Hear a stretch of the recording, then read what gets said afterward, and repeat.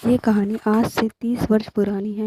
मैं और मेरा सारा परिवार एक छोटे से गांव बिलासपुर जो उसकी उत्तर प्रदेश में पड़ता है वहाँ रहते थे। मैं और मेरे परिवार में मेरे दादा दादी, मेरे मम्मी पापा, मेरे 2 बहनें थी, जिसमें से मेरी एक बड़ी बहन की शादी हो चुकी थी और उसके पास 2 जुड़वा बच्चे भी थे।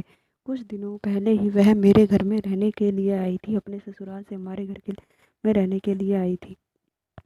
उस समय मेरी आयु 17 वर्ष की थी। मैं 12वीं कक्षा में पढ़ता था। उन्हीं दिनों में मेरी गर्मी की छुट्टियां पड़ी हुई थी। गर्मी की छुट्टियों में अपने पापा के साथ खेत में काम कर रहा था और माँ और मेरी छोटी बहन दोनों मिलकर खाना बनाते। इन्हीं दिनों में मेरी बड़ी बहन भी घर आ गई थी, जिसके कारण घर के अंदर बहुत ही काम करना पड़ता और मेरी माँ को आराम बिल्कुल भी नहीं मिल पाता था।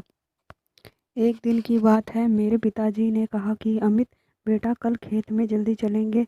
तुम अपनी मम्मी से जाके यह कह दो कि खाना जल्दी बना के रख देगी और हमारा खाना पैक कर देगी, ताकि हम गाँव का काम करने के लिए खेत में जल्दी चले जाएं और जल्दी आ जाएं। मैंने ऐसा ही किया। माँ को जाके यह कह दिया, माँ पापा कह रहे हैं जल्दी खाना बना देना और हम जाके खाना खा के जल्दी खाना खा के खेत में काम करने के लिए चले जाएं। माँ ने कहा, ठीक है बेटा, मैं जल्दी रोटी बना दूंगी और तुम जल्दी चले जाना। अगले ही दिन पिताजी और मैं जल्दी खाना खाया और खेत में के अंदर हल जोतने के लिए चले गए। रात होते होते करते करते रात हो गई। कुछ समय के बाद बहुत तेज मुझे भूख लगने लग गई, तो मेरे पिताजी कहते हैं, बेटा तुझे भूख लग रही है, चल अब घर चलते। मैंने कहा, चलो पिताजी, चलो ठीक है, बाकी काम कल कर लेंगे।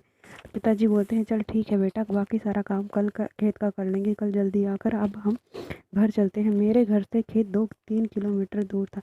रास्ते में मिट्टी की सड़क थी। उस मिट्टी की सड़क के अंदर एक 30 साल पुराना घर भी था, जो काफ़ी सालों से बंद पड़ा था।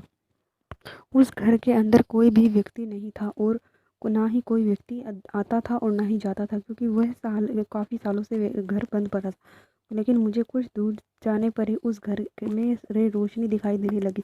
मैंने अपने पिताजी से यह कहा कि पिताजी, उसके घर के अंदर कोई रोशनी जैसी, मेरे को दिया जैसी कोई चीज़ दिख रही है। मेरे पिताजी ने कहा, बेटा वहाँ दिया जैसी कोई चीज़ नहीं, जब उस घर में कोई रहता ही नहीं तो दिया कौन जलाएगा? तुझे भ्रम हो रहा है, तू चल बेटे घर चल। उस घर नहीं पिताजी, मैं उस घर के अंदर जाके देख के आता हूँ क्या है। मैंने बोला, मेरे पिताजी बोलते, नहीं बेटा, हम सीधा घर चलेंगे, हमें इधर उधर जाने की ज़रूरत नहीं। मैं अपने पिताजी को बाथरूम के बहाने इधर उधर चपका दे के उस घर के अंदर घुस गया। उस घर के अंदर घुसने के बाद जब मैंने देखा, उस घर के अंदर कोई भी नहीं था। हाँ, और कोई भी दिखाई नहीं दे रहा था। दूर दूर तक उस घर के अंदर कोई नहीं था। उस घर के अंदर 5 कमरे थे और पांचों कमरों में कोई नहीं दिखाई दिया। जब मैं घर से बाहर निकलने को खोलने के लिए कोशिश किया, तो उस घर के अंदर से कुंडी लग गई और कुंडी लगने के बाद मैंने देखा कि वहाँ से एक आवाज़ आती है। वो पूछता है, तू कौन है? तू कौन है? मेरे घर में क्या करने के लिए आया है? क्यों आया है मेरे घर में? मैंने देखा वहाँ कोई आवाज़ जो आ रही थी, वहाँ तो देखने में कोई भी बंदा नहीं था। यह देख के मैं और भी ज़्यादा डर गया। फिर दोबारा गेट खोलने के लिए गया, तो वहाँ से पूछता है, तू कौन है? तू यहाँ मेरे घर में क्यों आया है? तूने मेरी आज्ञा के बिना मेरे घर में क्यों है? कुछ देर के बाद मेरे हाथ से कुछ खून की बूंदें भी टपकने लग गई थी।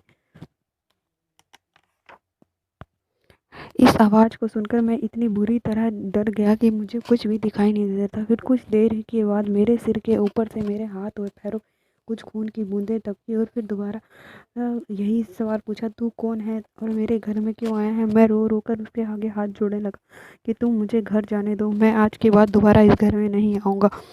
मैं तुझे घर तू पहले ये सवाल का जवाब दे, तू कौन है और मेरे घर में क्यों आया है? फिर अचानक से मुझे कुछ दूर से ही अचानक से कुछ धुंधली सी परछाई दिखाने लगी और वह तेज तेज से आवाज़ देकर पूछने लगी, तू कौन है? तू कौन है? मैंने उसके आगे हाथ जोड़ा और खूब रोने लग गया और मैं डर के मारे इतना डर गया कि मैं बेहोश ही हो गया। बेहोश होने के बाद कुछ कुछ देर के बाद मुझे यह लगा कि सवेरा हो गया और दरवाजे खुल गए। उस दिन के बाद मैं आज तक भी उस घर में और उस घर के आसपास के इलाके में कभी नहीं गया।